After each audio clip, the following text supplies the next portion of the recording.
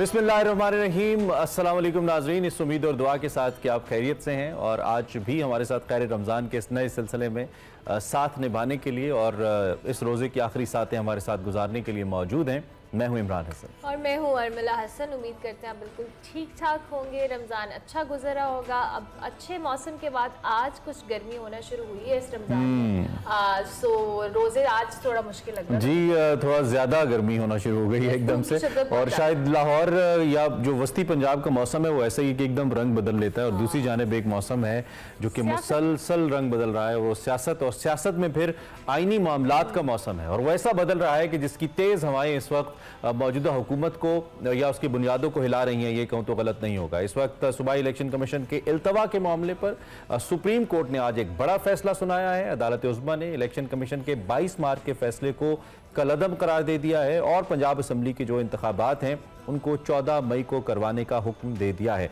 फैसले में यह भी कहा गया है कि इलेक्शन कमीशन ने पंजाब इलेक्शन के लिए 8 अक्टूबर की तारीख देकर आईनी इख्तियार से तजावुज़ किया। आइन और कानून इलेक्शन कमीशन और इंतखाबी तारीख में तौसी की इजाजत नहीं देता, यह फैसला कहता है। सुप्रीम कोर्ट ने मामूली तब्दीली के साथ पंजाब इलेक्शन का शेड्यूल भी बहाल कर दिया है। फैसले में सुप्रीम कोर्ट ने वफाकी और निगरान पंजाब हुकूमत को पाबंद किया है कि शफाफ इलेक्शन और मुनसिफाना इंतखाब के लिए आर्टिकल 243 के तहत इलेक्शन कमीशन को मुकम्मल मुआवनत फराहम की जाएगी। इलेक्शन कमीशन को 10 अप्रैल तक 21 अरब रुपए जारी किए जाएं, जबकि 17 अप्रैल तक इलेक्शन कमीशन को सिक्योरिटी प्लान भी दिया जाए। इंतखाबात में अफवाज, रेंजर्स, FC और दीगर एहलकारों की तैनाती भी यकीनी बनाई जाए और साथ साथ पंजाब निगरान हुकूमत IG और चीफ सेक्रेटरी को 10 अप्रैल तक इलेक्शन कमीशन को जो इजाफी सिक्योरिटी है और इंतखाबी अमले के लिए रिपोर्ट भी करे। सुप्रीम कोर्ट ने इलेक्शन कमीशन को हिदायत की है कि अगर वफाकी और निगरान पंजाब हुकूमत जो है अदालती हुक्म पर अमल दरामद नहीं करती तो कमीशन अदालत को भी आगाह करे। गर्ज के सुप्रीम कोर्ट ने पाबंद बना दिया इस वक्त इलेक्शन कमीशन को। सुप्रीम कोर्ट ने 4-3 का फैसला भी मुस्तरद किया और वाजे किया कि अदालत ने 1 मार्च को 3-2 के तनासुब से फैसला दिया। जस्टिस के नोट में 4-3 के तनासुब वाला मामला कानून के खिलाफ है। जस्टिस काजी फाइज ईसा और अमीनुद्दीन खान के फैसले की कोई कानूनी हैसियत नहीं। साथ ही सुप्रीम कोर्ट ने हाफिज कुरान केस में, जिसमें 20 नंबर इजाफी देने का मामला था, 6 रुकनी बेंच तश्कील दिया। 5 मिनट तक इस बेंच इस मामले की पैरवी की और इसमें मेडिकल तलबा को हाफिज कुरान होने की सूरत में इजाफी नंबर देने से मुतालिक जो जस्टिस काजी फाइज ईसा का खुद नोटिस था उसको भी खत्म कर दिया। यह ताजा तरीन सूरत हाल है जो कि डेवलप हो रही है और इसी पे हमने फॉर द टाइम बीइंग बात करनी है। बिल्कुल, कैबिनेट का इजलास भी है, उसमें भी इस चीज को मुस्तरद कर दिया गया। इस पर भी इन डिटेल बात करते हैं। आमिर इलियास राना साहब हमारे साथ मौजूद हैं। बहुत शुक्रिया आमिर साहब कि आपने हमें ज्वाइन किया। बड़ा फैसला आया है और सुप्रीम कोर्ट का ये फैसला है और आज के इस फैसले को अगर हम देखें कानूनी नुक्ता नजर से तो आप क्या समझते हैं कि जो फैसले को कलअदम करार दिया गया है इससे हुकूमत की जो मुश्किलात हैं वो बढ़ेंगी? इस पे आता हूँ, लेकिन जो आपने आखिरी बात कही अभी कि हाफिज कुरान के इशू पे, तो देखें मदीने की रियासत के दावेदार इमरान खान थे और 2021 में हुफाज को जो 20 नंबर प्रोफेशनली कहीं पे मेडिकल पे या इंजीनियरिंग में मिलते थे तो वो आज पता चल रहा है कि उन्होंने वो वापस ले लिए। तो चले, उनकी रियासत, उनकी मर्जी, हम क्या कह सकते हैं। लेकिन आज जो फैसला सुप्रीम कोर्ट का आया 3 रुकनी बेंच का, उन्होंने जो आपने तफसील भी बता दी कि किस किस तरीके से दिया, लेकिन सवाल यहाँ ये बनता है कि जब काजी फाइज ईसा साहब का वो केस इनफील्ड था जिसको आपने अभी जिक्र किया कि हाफिज कुरान वाले 20 नंबर वाले केस में आज 6 रुकनी बेंच ने 3 रुकनी बेंच के बाद स्पेशल बेंच बना और उसने समाअत की और उसकी कोई समाअत चंद घड़ियों की थी, लम्हों की थी और PMDC के वकील से पूछ के और उन्होंने कहा जी ठीक है निपटा दें, हम तफसीली वजूहात कर देंगे। वो है जिसमें उनको 184(3) के तहत तमाम कार्रवाई को रोका गया था। तो देखें जो फैसला आज 3 रुकनी बेंच ने दिया है उसको 6 रुकनी बेंच ने इस फैसले के बाद खत्म किया है। जब यह बात तस्लीम कर ली गई है कि वो फैसला इनफील्ड था तो फिर बड़ा मुश्किल हो जाएगा। ये 3 रुकनी बेंच के ऊपर क्वेश्चन तो आएगा कि फिर आप ही मान रहे हैं कि 6 रुकनी बेंच से आपने खत्म किया, तो 3 रुकनी बेंच ने पहले फैसला कल महफूज किया और आज उसको जारी भी किया, शेड्यूल भी दे दिया। इलेक्शन कमीशन का आधा काम तो सुप्रीम कोर्ट ने खुद संभाल लिया। अब नताइज जारी करने का हो सकता है वो कोई मैकेनिज्म, तफसीली फैसला जब कभी और कोई KP वाला आएगा तो कोई उसके अंदर ले लें। तो फिर एक कानूनी आईनी इदारा जिसने अपना फैसला किया सुप्रीम कोर्ट के फैसले के ऊपर एक फैसला दे दिया है कि हम इसे तस्लीम नहीं कर सकते, इस पे अमल नहीं कर सकते, उसकी डिटेल वो बताएंगे। तौहीन अदालत उनको भी पता होगी कि पार्लियामेंट और मुकन्नना जिसको कहते हैं और इंतजामिया एग्जेक्टिव जो है वो जुडिशरी यानी अदलिया के सामने आके खड़ी हो गई हैं कि वो अगर नहीं मानेंगे तो वो अपना, मरियम नवाज के भी ट्वीट्स अभी चले हैं कि उन्होंने कहा है कि खड़े हो जाएं और ये अपनी मन मर्जी से कर रहे हैं, जैसे साकिब निसार और खोसा साहब कर रहे थे, अब ये 3 रुकनी बेंच कर रहा है। ये सियासतदान एक दूसरे के ऊपर। अच्छा आमिर साहब, एक कंफ्यूजन जरा हमारी क्लियर करें। असल आ गई है कि पाकिस्तान कहां खड़ा है। ये बिल्कुल, ये आपने आखिरी नुक्ता छेड़ ही दिया। बल्कि काबीना के इस फैसले के बाद क्या सुप्रीम कोर्ट और हुकूमत आमने सामने है या सुप्रीम कोर्ट और रियासत आमने सामने? देखें, रियासत कहते किसे हैं? कागजों में रियासत अगर आप समझते हैं कि लफ्ज फौज है तो रियासत वो नहीं है। रियासत यही इदारे हैं और फौज इन रियासत के इदारों का एक जुज्व है। ठीक है, हमने अपने आप को खुद ही अलग से कर दिया कि वो एक स्टेट उनका नाम है और हम कुछ और दुनिया में नहीं। रियासत पाकिस्तान है, रियासत पाकिस्तान के अवाम है जिनके साथ खिलवाड़ हो रहा है, जिनकी तरफ तवज्जो किसी की नहीं है, सब अपनी अपनी कर रहे हैं।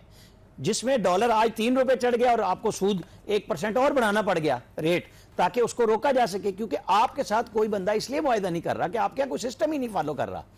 आपका वजीर आजम और आपका वजीर खजाना एक IMF के साथ मुआहिदा करता है जिनका नाम इमरान खान और जिनका नाम शौकत तरीन है, उनसे पैसे लेते हैं और वो इस तरह करते हैं जैसे वो सारे अंधे और बहरे हैं और आप आके एकदम देखते हैं कि मेरी हुकूमत जा रही है और आप 10 रुपए डीजल पे और पेट्रोल पे कम करके उस पूरे मुआहदे को तोड़ देते हैं। वो हुकूमत पाकिस्तान का, रियासत पाकिस्तान। साहब, हमारे साथ सलमान अकरम राजा साहब मौजूद हैं, सीनियर कानूनदान है। आपकी इजाजत से जरा उनकी भी राय प्रोग्राम में शामिल करना चाहूंगा। बहुत शुक्रिया सलमान अकरम राजा साहब, आपने हमें ज्वाइन किया। फैसला भी आपके सामने है, प्रोसीडिंग्स भी आप ऑब्वियसली बड़ा गौर से उसको देखते रहे हैं। इस फैसले के बाद जो सूरत हाल डेवलप हुई है, मैं चाहूंगा मैं पहले आपकी राय उसके ऊपर लूं। जिस तरह फेडरल कैबिनेट ने इस फैसले को मानने से इनकार किया है और इसे नाकाबिले कबूल करार दिया है, आप इसके क्या इंपैक्ट्स देखते हैं कानूनी तौर पे, और अब आइन इसमें मजीद क्या वजाहत करता है इस सूरत हाल के अंदर? देखिए, इसकी कोई कानूनी गुंजाइश तो नहीं है काबीना के पास या वजीर आजम साहब के पास कि वो इनकार करें फैसले से, और अगर वो इनकार पे कायम रहे तो फिर तौहीन अदालत की कार्रवाई होगी। देखिए, ये बहुत ही संगीन सूरत हाल है कि मुल्क की एक आला तरीन शख्सियत या मुल्क की काबीना ये कहे कि हम सुप्रीम कोर्ट के फैसले को नहीं मानते, हमें ये पसंद नहीं है, हमें ये कबूल नहीं है। ऐसा कभी हमारी तारीख में नहीं हुआ। और अगर यूसुफ रजा गिलानी साहब ने भी ये नहीं कहा कि मैं फैसला नहीं मानता, उन्होंने बस कहा कि मैं खत नहीं लिखूंगा, जाती तौर पर मैं अमल नहीं करूंगा, लिहाजा तौहीन अदालत में उनको घर जाना पड़ा। अब यहाँ अगर पूरी काबीना बैठ के दीगर इदारों की पुष्टपनाही से ये कहती है कि हम सुप्रीम कोर्ट को नहीं मानते, तो ये तो रियासत को तहलील करने वाली बात है। इंतहाई ये खौफनाक सूरत हाल है और हमें उम्मीद करनी चाहिए कि बेहतर कोई इसमें समझ बूझ जो है वो सामने आएगी। सलमान अकरम राजा साहब, जैसे आपने खुद भी कहा कि ये फिर तौहीन अदालत वाला मामला हो जाएगा, लेकिन उसके बाद अभी जिस तरह से कैबिनेट ने कहा है, आपको लगता है कि अगर ये फैसले पे इम्प्लीमेंट नहीं किया जाता फिर कानूनी तौर पर क्या ऑप्शन होगी, और फिर प्राइम मिनिस्टर हैं या दीगर जो अभी मौजूदा हुकूमत है, इन पर इस फैसले की खिलाफ वर्जी करने का क्या इम्पैक्ट आ सकता है? जी, मैंने अर्ज किया ना, तौहीन अदालत की कार्रवाई होगी और उसमें अगर ये कायम रहे अपने इनकार पर, अपनी तौहीन पर, तो फिर जाहिर है फैसला होगा, अपने ओहदों से ये दस्तबरदार इन्हें होना पड़ेगा, महरूम होना पड़ेगा। और अदलिया के पास ये इख्तियार है कि वो रियासत के तमाम इदारों को, अफवाज पाकिस्तान हो, कोई और इदारा हो, इलेक्शन कमीशन हो, उनको वो हुक्म देती है और उनके हुक्म पर अमल करना होता है। जो भी अदालत का हुक्म है कि 14 मई को फैसला को इलेक्शन हो, उस पे अमल दरामद हर एक का फर्ज है। अच्छा सलमान साहब, इससे पहले जो हुकूमत ने प्ली रखी थी मौजूद अदालत के सामने, हुकूमत ने ये कहा था कि उनके पास पैसे नहीं है, उनके पास सिक्योरिटी के लिए फौज नहीं है, इंतजामी मामलात ऐसे नहीं है। और खुद अदालत से भी जब रिटर्निंग ऑफिसर्स मांगे गए थे तो अदालत ने खुद इस हवाले से भी माजूली का इजहार किया था। हमारे लॉ एंड जस्टिस डिपार्टमेंट ने भी यानी कि मुकम्मल तौर पर जो इंतजामी माजूली है वो जाहिर की थी। और अब अगर अदालत का हुक्म है भी तो इंतखाबात के लिए तो इंतजामात चाहिए, और अगर इंतजामात से इस वक्त भी रियासत या हुकूमत माजूली का इजहार करती है तो फिर क्या सुप्रीम कोर्ट इसको भी तौहीन अदालत ही समझेगी कि हमारे पास पैसे नहीं है या फौज नहीं है? जी बिल्कुल, ये तौहीन अदालत है, क्योंकि मजाका खेज ये बात थी कि हमारे पास 21 अरब रुपए नहीं है। वफाकी हुकूमत साल में 13,500 अरब रुपए खर्च करती है। पिछले एक माह में सब्सिडीज जो दी गई हैं मुख्तलिफ मामलात में वो 100 अरब के बराबर हैं। MNAs को 90 अरब रुपए दिए गए हैं। ये मजाका खेज बात है। फिर तो अक्टूबर में भी आप कहते हैं हमारे पास पैसे नहीं है। इलेक्शन कराना अव्वलीन जिम्मेदारी है रियासत की, हुकूमत की। बाकी तमाम बातें उसके बाद आती हैं। पाकिस्तान का आइन तकाजा करता है कि जमहूरी हुकूमत हर वक्त कायम हो, सिवाय 90 दिन जो इलेक्शन कराने के लिए दरकार है, उससे आगे एक दिन की इजाजत नहीं है। लिहाजा ये मजाका खेज किस्म की जो, अगर आप मुझे इजाजत दें, मैं सलमान अकरम आजा साहब से एक सवाल पूछना चाहूँ। जी आमिर साहब पूछिए। सलमान अकरम आजा साहब, आमिर इलियास राना बोल रहा हूँ। मुझे सिर्फ ये जानना है कि पहले यूसुफ रजा गिलानी तौहीन अदालत में गए, नवाज शरीफ को अलग पानामा केस में सजा दे दी गई। जब काबीना कोई फैसला करे तो इज्तिमाई तौर पे काबीना को तौहीन अदालत का मुर्तकिब करार देगी सुप्रीम कोर्ट, अगर ऐसा फैसला होता है? ये देखिए, इंतजामी सरबराह तो वजीर आजम है, फिर उसके बाद सेक्रेटरी फाइनेंस हैं, जितने भी लोग हैं, जो कोई भी इसके खिलाफ। लेकिन सर वो तो काबीना ने, सुप्रीम कोर्ट ने करार दिया है कि हुकूमत का मतलब वफाकी काबीना है। ठीक है, पूरी काबीना के खिलाफ भी कार्रवाई हो सकती है, कोई इसमें बड़ी बात नहीं है। देखिए, आइन पे अमल करना जरूरी है। अगर आपने ये रीत एक दफा डाल दी कि काबीना बैठ के कहे कि हम आइन पे अमल नहीं करते और बस बात खत्म हो गई, तो फिर इस मुल्क में कुछ भी नहीं बचेगा। किसी टैक्सी वाले को, किसी टैक्स देने वाले को हुक्म नहीं मानना चाहिए, ट्रैफिक के रूल को नहीं मानना चाहिए, टैक्स के कानून को नहीं मानना चाहिए। क्या रीत आप डालना चाह रहे हैं? इस वक्त एक बहस जो है वो खैबर पख्तूनख्वा के मामले पे भी हो रही है, क्योंकि वो भी मामला तकरीबन सिमिलर ही है और उसकी सूरत हाल अभी मुबहिम है। ये जो फैसला है ये पंजाब को रेफर कर रहा है और कुछ लोग जो दाखिदीन हैं इस फैसले के, वो ये कहते हैं कि क्या इसी आइन की इंप्लीमेंटेशन खैबर पख्तूनख्वा पे नहीं होती जिसकी पंजाब पे हो रही है? इस पे क्या कहेंगे? वो होगी ना, वो तो एक तकनीकी सूरत हाल हुई कि गवर्नर खैबर पख्तूनख्वा के जो वकील थे उन्होंने माजरत कर ली वकालत करने से, इसलिए उनको एक मौका दिया गया। अगले 2 दिन में ये मामला फिर सुप्रीम कोर्ट के सामने होगा। नई पिटिशन उन्होंने कहा है आप दायर कर दें ताकि इनको नया वकील करने का मौका मिल जाए, तो 3 दिन में 4 दिन में वो फैसला आ जाएगा। देखिए, उसमें भी कुछ नहीं रखा। कानूनी बात तो तय हो चुकी है, सिर्फ एक अपने कायदे की बात है कि पिटिशन आए, उनका वकील पेश हो और फैसला हो जाए, तो वो हो जाएगा।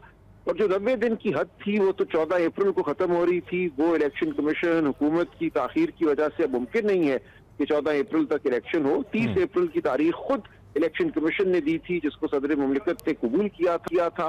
उसमें अब जो 14 दिन की तारीख हुई है, 8 अक्टूबर के नोटिफिकेशन से लेकर आज दिन तक, वो ताखीर डाल के सुप्रीम कोर्ट ने कहा है कि आप 14 मई को इलेक्शन कराएं। बिल्कुल ये माकूल और ठीक बात। अच्छा, ये भी बताइएगा कि अब अगर इन केस जैसे कि कैबिनेट ने अपना फैसला दे दिया और आपको मालूम होगा कि कल रात भी काबीना बैठी थी और एक नुकाती एजेंडा था और इसमें भी जो सिर्फ सरकारी जो वुज़रा थे वो मौजूद थे, जो सरकारी अफसरान थे उनको बाहर निकाल दिया गया था उस इजलास से, और आज भी ऐसा ही हुआ। इसका मतलब ये है कि काबीना का भी कोई ना कोई होमवर्क जरूर इस पर मौजूद था, जिसके फौरी बाद ये फैसला हुआ। तो इन केस अब चूंकि काबीना ने इसको नाकाबिले अमल करार दिया है, तो क्या सुप्रीम कोर्ट खुद से इसको टेकअप करेगा इस मामले को अगर इस पे अमल नहीं होता, या फिर इसके लिए दोबारा जो दरखास्त गुजार है या इलेक्शन कमीशन का भी इसमें कोई रोल आपको कानूनी तौर पे नजर आता है? जाहिर है दरखास्त गुजार दोबारा दरखास्त दे सकते हैं, तौहीन अदालत की इस्तदा कर सकते हैं, तो वो कर देंगे। ये मामूली बात है, सुप्रीम कोर्ट खुद ले नोटिस या दरखास्त आ जाए, दोनों सूरतें मुमकिन है। तो आखिर में सलमान साहब ये भी बताइए कि इन केस अगर ये तौहीन अदालत की कार्रवाई होती है और मौजूदा जो काबीना है और जो वजीर आजम है उनको अगर उनके ओहदे से हटा दिया जाता है, बिलफर्ज चूंकि ऐसा हो चुका है इसलिए मैं सवाल आपके सामने रख रहा हूं, तो उसके बाद भी इंतजामी मामला तो जो कि तू रहेंगे, इलेक्शन तो फिर भी नहीं होते नजर आएंगे जब कोई इंतजामी ढांचा नहीं होगा। देखिए, ना हो 100 दफा वो तौहीन अदालत करें, 100 दफा सुप्रीम कोर्ट का फर्ज है कि लोगों को तौहीन अदालत में घर भेजे, इसके अलावा कोई चारा नहीं। इसके बाद हमारे जो मुक़्तदर हल्के हैं, जो अफवाज पाकिस्तान है, उनका फर्ज होगा वो इताअत करें हुक्म की। हर सेक्रेटरी का फर्ज होगा कि वो सुप्रीम कोर्ट के हुक्म की इताअत करें। पूरी रियासत तो सुप्रीम कोर्ट के खिलाफ, आइन के खिलाफ बगावत नहीं कर सकती। अगर करती है तो फिर ठीक है, आप मान लें कि हम एक बागी रियासत हैं, कानून और आइन से हमारा कोई ताल्लुक नहीं है। फिर पाकिस्तान की अवाम फैसला करेंगे, वो देख रहे हैं क्या हो रहा है। तो ये एक इंतहाई बचकाना सूरत। और सलमान साहब, क्या हुकूमत के पास, ये हुकूमत के पास वाहिद ऑप्शन था काबीना के पास इस फैसले को रिजेक्ट करने का, जो उन्होंने जिस पे अमल कर लिया है, या आइन कोई और गुंजाइश भी देता है जैसे कि इमरजेंसी? नहीं, कोई गुंजाइश नहीं देता आइन। इमरजेंसी की कोई सूरत नहीं है, वो नेशनल असेंबली के हवाले से होता है। अगर हुकूमत ये समझे कि मुल्क पर यलगार है या मुल्क के अंदर ऐसी लॉ एंड ऑर्डर की सिचुएशन है जिसकी वजह से इलेक्शन कराना नामुमकिन है, ऐसी कोई सूरत हाल हमारे सामने नहीं है। ठीक है सलमान अकरम राजा साहब, मुआवजा करें तो तमाम सूरत हाल बहुत बेहतर है। ठीक है, बहुत शुक्रिया आपका। सीनियर कानूनदान सलमान अकरम राजा हमारे साथ मौजूद थे। इस वक्त फवाद चौधरी हमें ज्वाइन कर रहे हैं, पाकिस्तान तहरीक इंसाफ के सीनियर रहनुमा। उनसे इसी फैसले के हवाले से बात करते हैं। बहुत शुक्रिया चौधरी साहब, आपने हमें ज्वाइन किया। आपने सुन ही लिया होगा वफाकी काबीना का जो इजलास हुआ है, अब वो भी एक मसला अहमियत इख्तियार कर गया है। आपको तो यकीनी तौर पर आपका जो मौक़िफ़ है उसको कामयाबी मिली है, आज सुप्रीम कोर्ट ने उसकी तौसीक़ की है, लेकिन जो वफाकी काबीना का इजलास है और इस फैसले को नाकाबिल अमल करार दिया गया है, इसको कैसे देख रही है तहरीक इंसाफ? लेकिन ये पहली बात तो ये है कि जो पाकिस्तान का आइन है वो सेपरेशन ऑफ पावर्स के ऊपर खड़ा है। इसमें अदलिया के अपने इख्तियार हैं, हुकूमत के अपने इख्तियार हैं और मुकन्ना यानी पार्लिमान के अपने इख्तियार हैं। अब पाकिस्तान में ये पहला मौका नहीं है कि हुकूमत को अदलिया के फैसले पसंद नहीं आ रहे, लेकिन इसमें एक ही रास्ता है और वो रास्ता ये है कि आप जाके उसकी नजरसानी या रिव्यू जो है वो फाइल करेंगे, क्योंकि सुप्रीम कोर्ट का फैसला सिर्फ सुप्रीम कोर्ट बदल सकती है। और वफाकी काबीना ने जो अल्फाज इस्तेमाल किए हैं नाकाबिल अमल और मुस्तरद, ये दोनों अल्फाज जो हैं ये पाकिस्तान के लीगल सिस्टम से अजनबी है, एलियन है हमारे लीगल सिस्टम में। तो ये इनका जो भी ये स्टेटमेंट इशू करेंगे, जो लोग भी ये स्टेटमेंट इशू कर रहे हैं, वो अपने आप को आर्टिकल 63(1) और 204 दोनों में अपने आप को जो है वो हिट कर रहे हैं।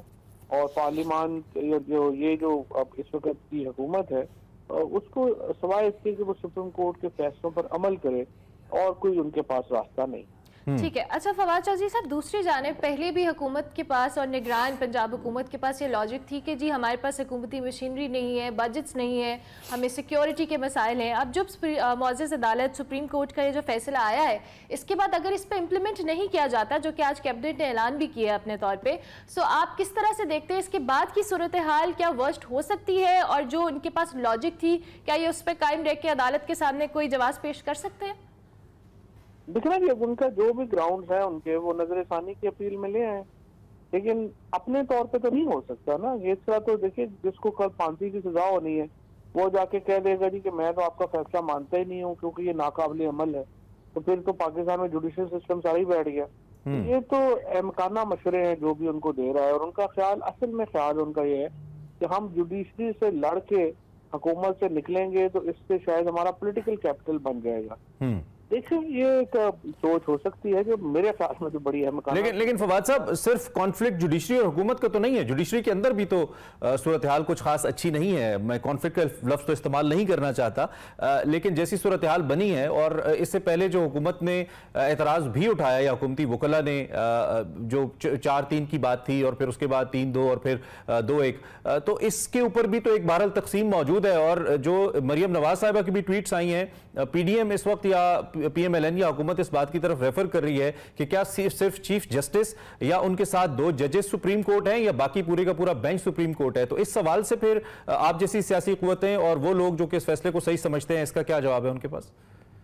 ये बात तो सेटल कर दी है सुप्रीम कोर्ट ने अपने फैसले में, और उसमें उन्होंने ये लिख दिया है कि 9 जजेस जो हैं उन्होंने जब चीफ जस्टिस को कह दिया कि आप नया बेंच बनाए और उन्होंने 5 रुकनी नया बेंच बना दिया है, तो वो फैसला 5 रुकनी बेंच ने किया है। तो ये चीज तो सुप्रीम कोर्ट ने सेटल कर दी अपने आप में। दूसरी देखिए, जो सुप्रीम कोर्ट है ना, ये कोई रेजिमेंट नहीं है कि इस पे जो कमांडिंग ऑफिसर ने जो कह दिया बाकी सब ने उस पर अमल करना है।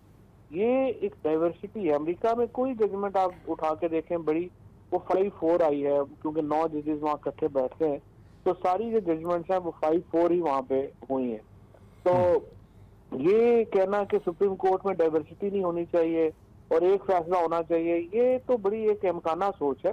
सुप्रीम कोर्ट में जो डाइवर्सिटी है, जो जजेस के अपने अपने व्यूज हैं, वही एक लीगल सिस्टम में फ्लेक्सिबिलिटी लेके आते हैं। और लेकिन एक निज़ाम जो है वो तय है। अगर सुप्रीम कोर्ट में आप समझते हैं कि नहीं, लेट से आप समझते हैं कि नहीं जी ये माइनॉरिटी जजमेंट है और सुप्रीम कोर्ट जो है इसके ऊपर नजरसानी करे, आप नजरसानी की अपील फाइल करेंगे। ये नहीं हो सकता कि आप कहेंगे जी हम इसको मुस्तरद कर रहे हैं, काबिल अमल नहीं है। ये तो बिल्कुल ही नाकाबिल कबूल है। और ये हुकूमत मुझे लगता है ये डिस्क्वालीफाई होकर जाना चाहती है और इसका कोई मकसद। लाहौर का जो आपका जलसा था उसमें इमरान खान साहब ने भी और आपकी मरकजी लीडरशिप ने भी बार बार ये कहा कि हम अदलिया के पीछे खड़े हैं और ऐसा लगा हम सबको कि अदलिया के साथ इज़हार यकजहती किया गया ज़्यादा बढ़ चढ़ के। तो इस फैसले के बाद आपकी सियासी हिकमत अमली क्या होगी? मेरी मुराद काबीना का फैसला। देखिए जी, काबीना जो है वो फैसला इम्प्लीमेंट करेगी। हम जुडिशरी के ऊपर चढ़ दौड़ने की इजाजत तो नहीं दे सकते।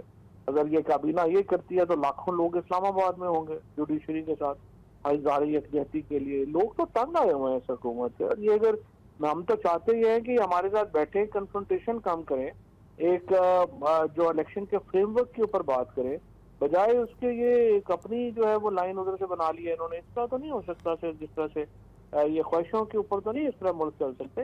अगर हमारे साथ बैठना है, बात करनी है, अलग बात है। सुप्रीम कोर्ट के फैसले पर ये कहना कि अमल दरामद नहीं होगा, ये मुमकिन। इस फैसले के बाद भी फवाद साहब आप कह रहे हैं कि बात करनी है, किन नुकात पे बात हो सकती है इस फैसले के बाद? अब तो ये फैसला काफी हद तक आपकी पॉलिटिकल स्ट्रेटजी को हेल्प कर रहा है। इलेक्शन फ्रेमवर्क पे बात करनी है ना। वो चाहते हैं ये एक डेट के ऊपर इलेक्शन हो जाए तो आप उसके लिए बैठे, कॉन्स्टिट्यूशनल अमेंडमेंट करेगी। कॉन्स्टिट्यूशनल अमेंडमेंट के बगैर तो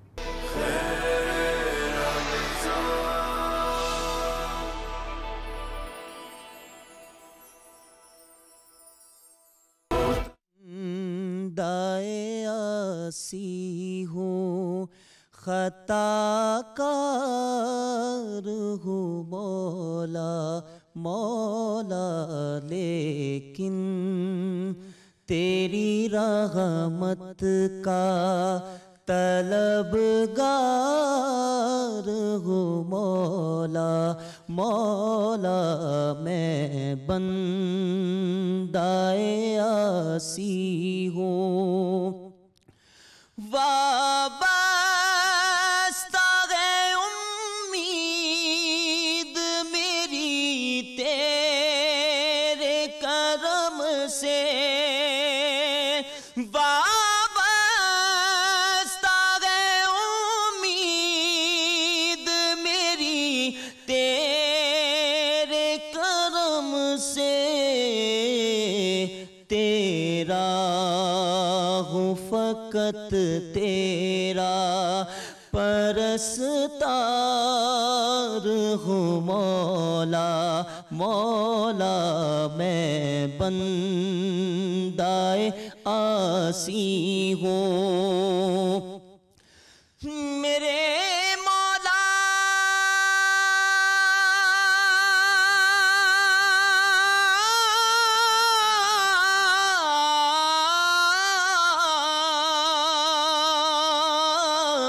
मेरे मौला, गुनाहों की आदत छुड़ा मेरे मौला। मुझे नेक इंसान बना मेरे मौला। न मोहताज कर तू जगह में किसी का, मुझे मुफलसी से बचा मेरे मौला। जो तुझको जो तेरे नबी को पसंद है, मुझे ऐसा बंदा बना मेरे मौला। मैं बंदाए आसी हूँ, फिर तो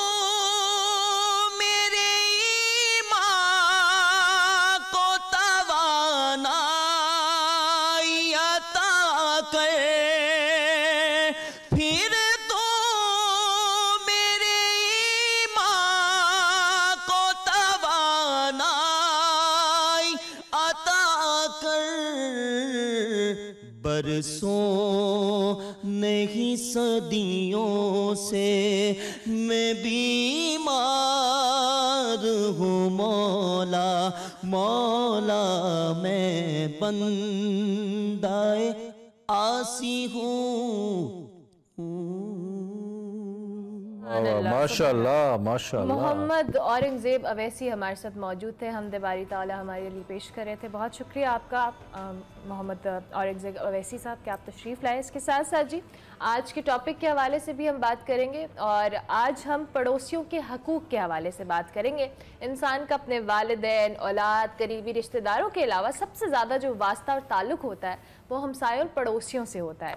हमसायों की जो खुशगवारी है या नाखुशगवारी है उनका ज़िंदगी के आपके चैन और सुकून पर बहुत गहरा असर होता है और बहुत जो कह लें इम्पैक्ट होता है।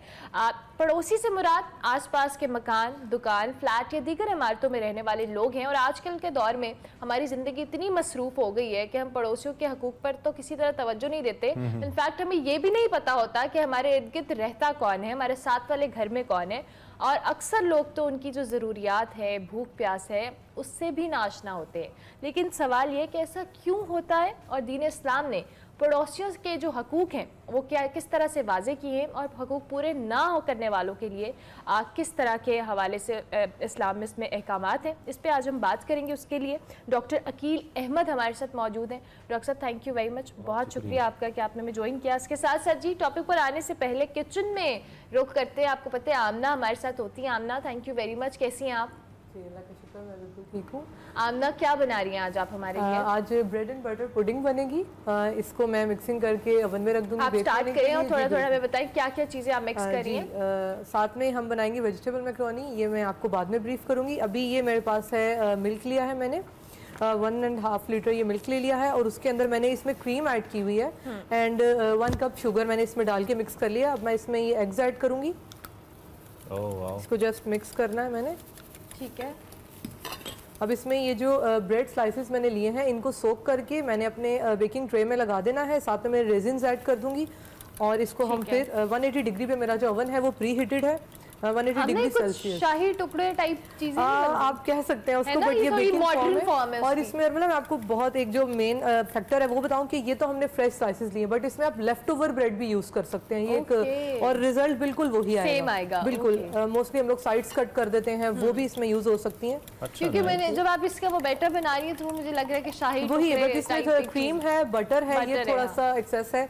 और ये देखिएगा, ठीक है, आप इसको सेटल करके इसमें ब्रेड को अरेंज कर देंगी, राइट? सॉक कर देंगी। साथ इसके हम लोग एक बनाएंगे कैरेमल सॉस, इसमें बनेगी। ये होममेड कैरेमल सॉस मैं इसमें ऐड करूंगी। और जैसे हम पैनकेक्स के ऊपर लगाते हैं वैसी कैरेमल सॉस आप कुछ बनाएंगे? ये बिल्कुल मार्केट में अवेलेबल होती है, बट मैंने क्या किया है, मैंने शुगर ले ली है, उसको मैंने जस्ट पैन में ऐड करना है, कैरेमलाइज हो जाती है, आपको पता है। और उसको मैंने जब वो बिल्कुल आंच आपने मीडियम रखनी है, जब वो कैरेमलाइज होने लगेगी तो फिर उसके अंदर मैंने बटर ऐड कर देना है। बटर ऐड कर दिया और उसके बाद मैं उसमें क्रीम डालूंगी। और ये आपकी टॉफी सॉस भी कहते हैं इसको, कैरेमल सॉस भी कहते हैं। ये होममेड कैरेमल सॉस रेडी है। जब हमारी पुडिंग रेडी हो जाएगी तो हम इस पे एंड पे ऊपर से तो हमने इसको अब आप करने के बाद ब्रेड स्लाइसेस को इसके बाद आप इसको ओवन में रख देंगे? ओवन में रख दूंगी मैं इसको और इनको ऑलमोस्ट इनको ये 30 मिनट्स में ये रेडी हो जाएंगे। 30 मिनट्स में जी, इसमें कलर आ जाएगा, रेजिन्स, नट्स, जितने भी आप इसमें जो भी ऐड करना चाहें, कैरेमल सॉस। इसके बाद दोबारा आते हैं, हम अपने टॉपिक के हवाले से बात जी बिल्कुल। इससे पहले कि आमना की तरफ से आने वाली खुशबुएं मजीद हमारा जी ललचाने लगे, क्योंकि आज तो वैसे ही 5 बज गए, बल्कि 5 से ऊपर हो गया टाइम। डॉक्टर साहब चूंकि हमारे साथ मौजूद है, डॉक्टर साहब बहुत शुक्रिया और आपके पेशेंस का भी बहुत शुक्रिया जो हमारे साथ मौजूद रहे। बड़ा अहम मौजू है हमसायों को लेकर, आसपास के लोगों को लेकर, और आजकल के दौर के लिए बड़ा ही रेलेवेंट है, क्योंकि शायद सबसे ज़्यादा मसाइल आजकल के दौर में ही शुरू हुए हैं। जो हमारी एक डिसकनेक्शन है या सोशल कनेक्शंस का कम हो जाना है। Sir your take on it, कितना इंपॉर्टेंट है इस्लाम को लेकर और माशरे के लिए कितना ज़रूरी है? अल्हम्दुलिल्लाह रब्बिल आलमीन वस्सलातु वस्सलामु अला सय्यिदिल अंबिया वल मुरसलीन। बहुत शुक्रिया इमरान साहब। हुकूकुल्लाह के बाद जब हम हुकूकुल इबाद को डिस्कस करते हैं ना, तो उसमें 3 पहलू जो है ना शरीयत ने हमारी उसका निचोड़ कह लीजिए। पहली बात ये कि मैंने जिस बंदे का भी हक देना है ना, मैं ये जहन में रखूँ कि ये अल्लाह का हुक्म है, वाह वाह, मुझे पूरा करना है। वाह वाह। दूसरी बात ये कि मैं ये जहन में रखूँ कि हकूकुल इबाद हकूकुल्लाह ही की तकमीली सूरत है। यानी मैं आपसे हुस्न सलूक करूंगा, आप तो खुश होंगे, लेकिन ये हुक्म किसका है? अल्लाह का है। तीसरी बात मैं ये सेंस जो शरीयत हमें देती है कि अगर कोई मेरे साथ बुरा सलूक करे तो उसने अल्लाह की हुक्म अदूली की, मैंने नहीं करनी। मैंने बुरे के जवाब में बुरा नहीं करना, अच्छा ही करना। तो ये बुनियादी तौर पर ये उसूल जहन में रहे। अब आ क्योंकि वो कहते हैं कि अच्छे के साथ तो अच्छा सब करते हैं, बुरे के साथ अच्छा करना नेकी है, यही नेकी, यही बेहतर है। अब देखिए हमसाया जिसको अमूमन हम कहते हैं पड़ोसी, नेबर, माँ जाया भी कहते हैं, 40 घरों की हदूद जो है ना वो पड़ोसियों के कहने जुमरे में आती, लेकिन हुस्न सलूक से मेरा गुमान गुजरा कहीं हमसायों को जायदाद में शरीक ना कर दिया जाए। और देखिए आप अलैहिस्सलाम ने क्या फरमाया कि तुम्हारा हमसाया इसमें बिला तखसीस मज़हब मिल्लत है कि जब वो बीमार हो अयादत करें, जब वो मर जाए उसकी ताज़ियत करें, उसको खुशी पहुँचे विश करो, मुबारक करो, उसको तकलीफ पहुँचे उसके तासुफ का इजहार करें, उसको आपकी मदद की ज़रूरत हो हेल्प करें, अगर उसके कोई अयूब देखो तो उस पर पर्दा पोशी करो, उसको तहाइफ भेजो, अपने घरों की दीवार इतनी ना ऊंची कर लो कि उसका हवा रुक जाए या साया रुक जाए। और देखिए इस्लाम ने कितना खूबसूरत हमें दूसरों के राइट्स पूरा करने का एक तस्वुर दिया है कि ये हमसायगी का ये जो इसका कॉन्सेप्ट है सिर्फ ये नहीं कि हम घरों में रहते हैं फ्लैट में या अपने गांव में या शहरों में, वहां तक नहीं है। आपका कुलीग भी आपका पड़ोसी है, आपका क्लास फेलो भी आपका पड़ोसी, आपका हम पेशा लोग वो भी आपके पड़ोसी, यानी उनको वो राइट्स लागू होंगे। जिन लोगों से आपका रोजाना की बुनियाद पर ताल्लुक वास्ता है भी और नहीं भी है वो आपके हमसायों में ही आते हैं और बल्कि बिल्कुल सही फरमा रही हैं आप, बल्कि अगर कोई हम सफर है वो तो कभी कभार है ना उसके साथ भी हमसायगी का सलूक करना है। फिर इस्लाम जहां से इसको निकालता है हमसायगी हकूक को, जो आपके शहरों से शहर लगते हैं, पड़ोसी शहर, मुल्कों के साथ मुल्क मिलते हैं, जैसे हम अक्सर कहते हैं हमारे हमसाया मुल्क ने ये कहा। देखिए इस्लाम पड़ोसी मुल्क तो बड़ा खतरनाक है। चले अल्लाह करे को अच्छे भी हो, कुछ अच्छे भी हैं, बिल्कुल तो अच्छे भी हैं इंशाल्लाह। अगर वो देखिए हमने अच्छा बनना है, जो हमें शरीयत ने लेसन दिया है, अल्लाह करे इसमें बेहतरी आए। और नबी पाक अलैहिस्सलाम के सहाबी हज़रत अब्दुल्लाह इब्न उमर रदी अल्लाह ताला अन्हु एक दफ़ा घर तशरीफ़ लाए तो उनके घर में जो बकरी या गोश्त बन रहा था तो फरमाने लगे कि भाई ये पड़ोसियों के भी रखे ना, हमारा यहूदी पड़ोसी है, हमने उसको भी भेजना है। देखिए आका अलैहिस्सलाम ने क्या एक तस्वुर दिया है, क्या एक उम्मत तैयार की है। सॉरी डॉक्टर साहब एक सवाल, अब मैं इसको आजकल के दौर से जरूर रिलेट करना चाहूंगी। हमारी जिंदगियां इतनी मसरूफ हैं, हम उन जो कह लें स्ट्रक्चर हमारे घरों के इस तरह के हैं कि हमें शायद पता ही नहीं होता कि हमारे साथ वाले घर में हमसाया आया चला गया, कौन रहता है। 40 घर तो दूर की बात है, साथ वाली दीवार में हमें अंदाजा शहरों में बिल्कुल देखें ये पहली बात तो बुनियादी तौर पर ये है कि मेटलिस्टिक अप्रोच हमारी बन चुकी है, दीन से दूरी हो चुकी है। हम गौर करें कि हमारे यहाँ कोई भी प्रॉब्लम होती है, हमारे दूर दराज से रिश्तेदार बाद में आएंगे, पहले पड़ोसी आता है। अगर किसी पड़ोसी ने हमारी खबर नहीं ली तो हम ही किसी दिन पूछने जाकर। और बाद पड़ोसी ऐसे भी होते हैं जिनका कोई ऐसा कोई बड़ा नहीं होता, ख़वातीन होती हैं, छोटे बच्चे होते हैं, यतीम या बेवा कोई इस तरह का, तो उनकी खबरगिरी की तो ज़्यादा ज़रूरत है।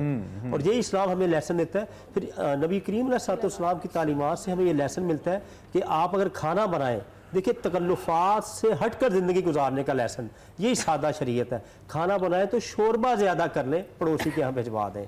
और आप अगर कोई फ्रूट लेकर आए हैं तो अपने बच्चों को दें ताकि वो बाहर ना लेकर जाए, पड़ोसी हो सकता नहीं लेकर आया फ्रूट तो उनके बच्चे कम्प्लेक्स का शिकार। ये जेस्चर्स है। अच्छा आजकल की जिस तरह की हमारी जिस तरह सोशल हमारा सिस्टम है, जिस तरह फॉर्मूला ने भी इशारा किया, बड़ी इनसिक्योरिटीज़ भी है ना हमारी, हम हर चीज़ में लोगों को इन्वॉल्व नहीं कर सकते। Somehow we think that our privacies are more important, और समहाउ हैं भी चूंकि जिस तरह के मामलात वाक़यात हो रहे हैं, एक्सट्रीमिज्म है, फिर लोग गलत इस्तेमाल करते हैं आपके जो इखलाक हैं, आपके ताउन है। तो इसमें भी क्या इस्लाम का हुक्म यही है कि अगर हालात ऐसे हो तब भी मैं इतना ही फ्लेक्सिबल रहूं लोगों की तरफ, या मुझे हक है कि मैं फिर अपनी प्राइवेसी रख लूं? अगर इस तरह के प्राइवेसी का हक तो इस्लाम ने दिया है। और दूसरी बात अभी आपने की ना, हमारा कल्चर, माफ कीजिएगा हमारा ये कल्चर नहीं था। आपको याद नहीं, हमें हमारी स्टेट में कच्ची दीवारें होती थी और रिश्ते मुस्तहकम होते थे। क्या दीवारों में ताक होते थे, जब घर कच्चे और लोग सच्चे और लोग पक्के होते थे। फिक्री तौर पर ये हमारा ये था। तो प्राइवेसी के हक से इस्लाम डिप्राइव नहीं करता, लेकिन ये कि जो बुनियादी तौर पर आपने उसकी खबरगिरी करनी, उसका हाल पूछना है, उसकी खैरियत दरियाफ्त करनी है, पूछ लेना है कि वो किस हालत में है। नबी पाक अलैहिस्सलाम की बड़ी वो मशहूर हदीस कि वो मोमिन नहीं जो खुद पेट भर कर खाए और उसका पड़ोसी रात को भूखा रहे।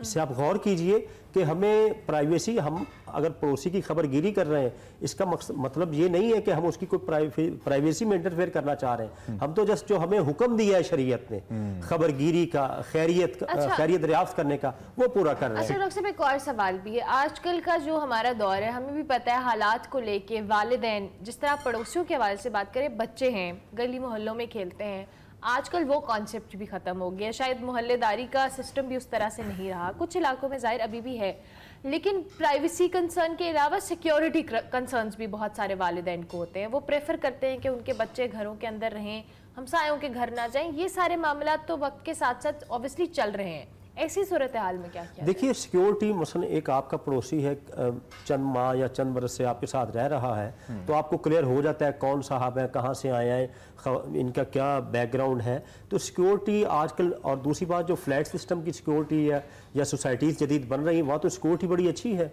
तो ये भी आजकल मॉडर्न दौर में ये भी इश्यूज जो है ना सॉल्व हो रहे हैं सिक्योरिटी के। तो फिर मेरा ख्याल है कि लोग वापस उस कल्चर की तरफ आ रहे हैं। मैंने कराची में ज्यादा कनेक्टेड रहे एक दूसरे से, या अब्रॉड हमने देखा कि लोग जो फ्लैट सिस्टम भी है ना, लोग एक दूसरे से टच हो रहे हैं, क्योंकि फर्द कायम रब्ते मिल्लत से है, तनहा कुछ नहीं, मौज है दरिया में, बैरून दरिया कुछ नहीं। मैं कोई इंसान अकेला भी सर्वाइव नहीं कर सकता, अपनी जो बेसिक नेसेसिटीज है वो पूरी नहीं कर सकता। इसके अलावा इमरान साहब आप देखिए, हमारे मुख्तलिफ इमोशंस होते हैं। हम गम की हालत में चाहते हैं कोई हमारी ढारस बने, कोई हमारे कंधे पर, जिसके कंधे पर हाथ रख कर हम हमारा गम बांटे।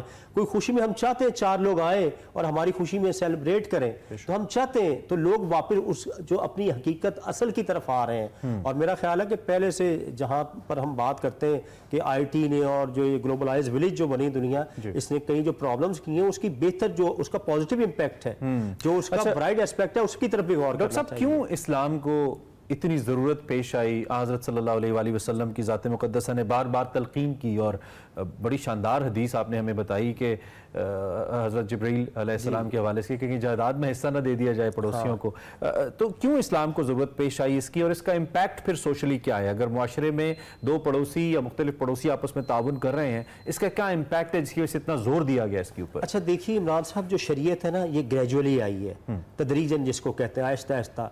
इस्लाम ने आहिस्ता आहिस्ता मुआशरे की तत्हीर की है, कहीं फ़र्द की ज़ाती तौर पर की है, फ़िक्री तौर पर की है, अखलाकी तौर पर की है, कहीं भी सोशली की है कि तुम्हारे पेरेंट्स के साथ क्या रिलेशन होना चाहिए, बच्चों के साथ, रिश्तेदारों के साथ, पड़ोसियों के साथ। तो जो खराबियाँ उस मुआशरे में थी, इस्लाम आहिस्ता आहिस्ता उनको ख़त्म करता गया। यही वजह हम देखते हैं मदीना मुनव्वरा में नबी पाक अलैहिस्सलाम के महल्ले में यहूदियों का बच्चा जो आपसे मोहब्बत करता था, एक दफ़ा बीमार हुआ, हुजूर उसकी इयादत के लिए उसके घर चले गए। अंदाज़ा कर, यहूदियों का बच्चा।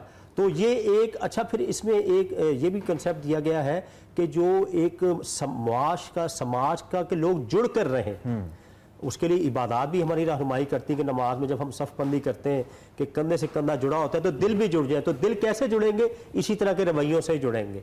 और आप देखिए, जब पहली वही आई है, नबी करीम अलैहिस्सलाम गारे हिरा से तशरीफ़ लाए हैं, तो उम्मुल मोमिनीन हज़रत सैयदा खदीजातुल कुबरा रज़ियल्लाहु ताला अन्हा ने 5 और एक हदीस में आता है 6 जुमलों से जो आपको तसल्ली दी है वो काबिल गौर है। उन्होंने फरमाया, या रसूलल्लाह, अल्लाह आपको गमगीन नहीं करेगा। क्यों? कि आप सिला रहमी करते हैं, नाराज़ों का बोझ उठाते हैं, राय हक में आने वाली मुश्किलात में लोगों की मदद करते हैं, महरूमों के लिए कमाते हैं, महरूमों को अता करते हैं, सच्ची बात करते हैं। देखिए समाजियात सीरत की बुनियाद है ये जुमले। इससे पता चलता है इजहार नबूवत से पहले नबी पाक की सोशल पेनिट्रेशन कैसी थी, लोगों के साथ रख रखाव कैसा था कि सारे ही आपसे खुश हैं, गरीब, नादार, पड़ोसी, रिश्तेदार। तो वो रवैया ही लेकर फिर आपने इजहार नबूवत किया।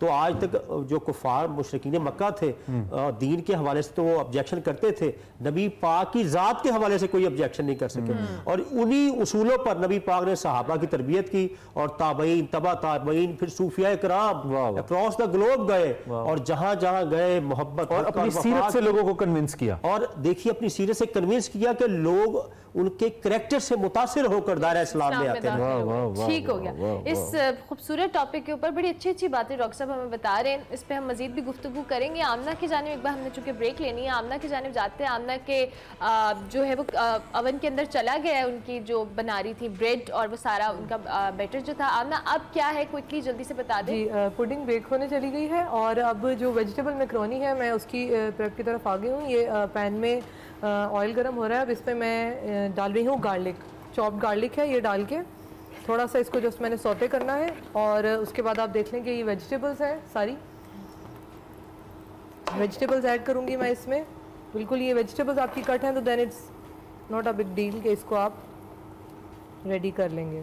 ठीक है, वैसे ऐसी चीज़ों में ज़्यादा कटिंग का ही होता है, कटिंग का ही ज़्यादा काम होता है। कटिंग हुई हो तो देन कोई इतना मसला नहीं है। इसके लिए जो सॉसेज हैं वो थोड़ी सी रिक्वायर होती हैं। चिली सॉस है, सोया सॉस है, पेपरिका पाउडर लिया है मैंने, ब्लैक पेपर, सॉल्ट और विनेगर है। और ये केचप मैं डालूंगी एंड पे 2 to 3 टेबलस्पून केचप ले लें, चिली गार्लिक सॉस ले लें। वैसे मैंने गार्लिक भी डाला है जी, उनसे फ्लेवर अच्छा आ जाएगा।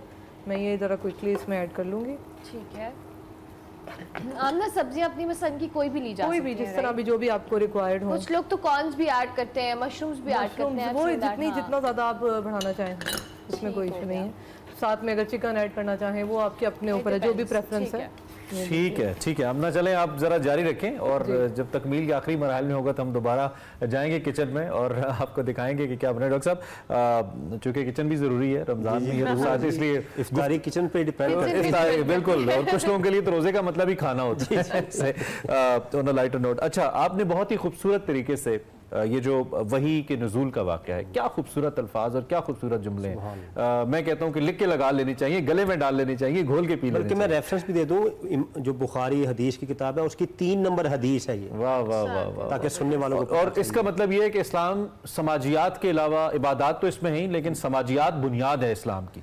इमरान साहब, इबादात से जो समाजियात के पहलू निकलते हैं ना, उस पर भी इंशाल्लाह किसी दिन हम डिटेल से बात करें। मतलब ज़कात है जी, वो है ही समाजियात सारी, क्या बात, सबको देनी, इफ्तारी करवानी लोगों की है, वो है ही समाजियात। रोजा, सदका खैरात, आप देख लीजिए, इस्लाम तो यानी मुआशरे से जुड़ा, रहबानियत क्यों मना की गई है?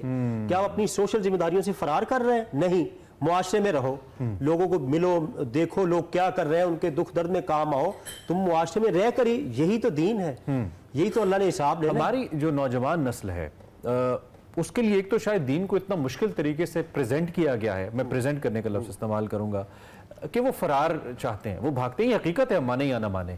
उनको ऐसा लगता है कि जैसे अगर वो इस्लाम के दायरे में, कुछ लोगों की मैं बात करूं और माजरत के साथ वो मेजॉरिटी में है, हम अपनी सोसाइटी में ये असर बहुत ज़्यादा देखते हैं कि उनको ये जो समाजी पहलू है इस्लाम का, इसका उस तरीके से या तो इल्म नहीं है या उसकी इम्प्लीमेंटेशन वैसे ही नहीं है। सवाल मेरा यहाँ पे डॉक्टर साहब ये है कि ये कैसे समझाया जाए कि ये दीन आसान है और इसमें ज़िंदगी का गुजारने का बेहतरीन तरीका। नहीं, देखिए ना, हम बड़े सिंपल वे में बातें कर रहे हैं।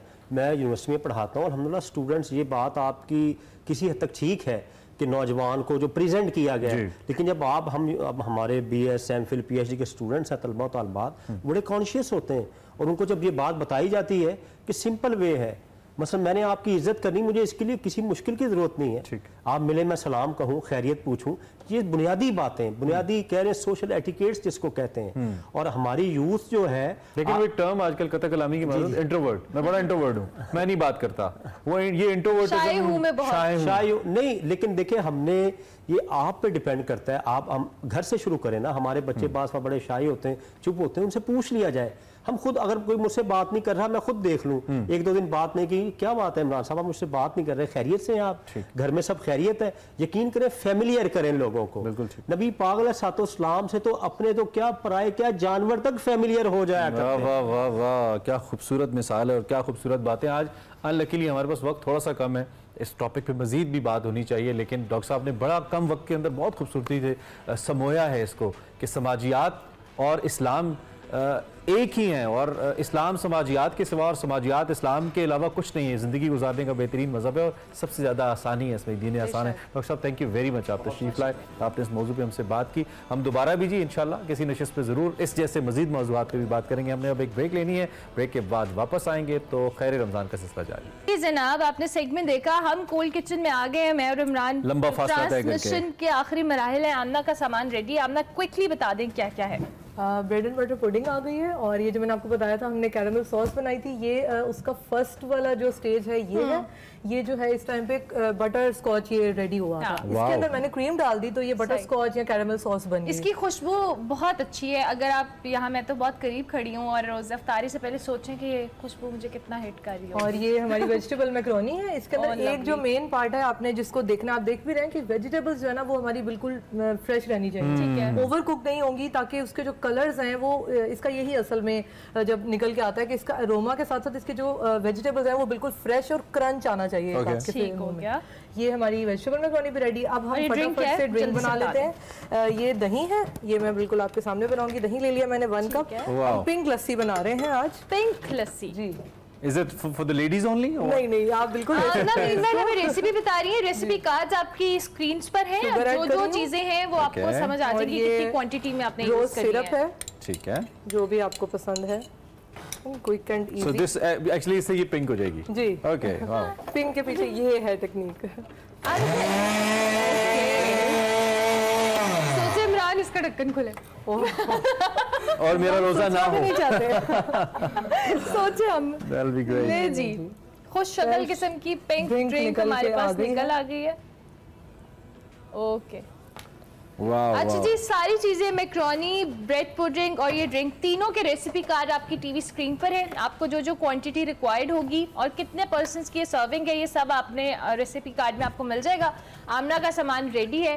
और अगर आप घर पे बनाएं तो आप हमें तस्वीर हमारे सोशल मीडिया पे शेयर कीजिएगा, हम उसे सोशल मीडिया पे लगाएंगे आपके लिए कि भाई आपने ये नहीं अभी ऑफर दे दिया। ये क्विक ऑफर थी। चले जी, ट्रांसमिशन का वक्त खत्म हुआ। थैंक यू वेरी मच आमना, बहुत शुक्रिया आपका भी। अभी हम इफ्तारी के टाइम पे सब ट्राई करेंगे और आपसे हमारी मुलाकात होगी अब कल। फीडबैक आप हमें लाजमी दीजिएगा हमारे सोशल मीडिया हैंडल्स पे। कल तक के लिए मेरे और इमरान की तरफ से अल्लाह हाफ़िज़।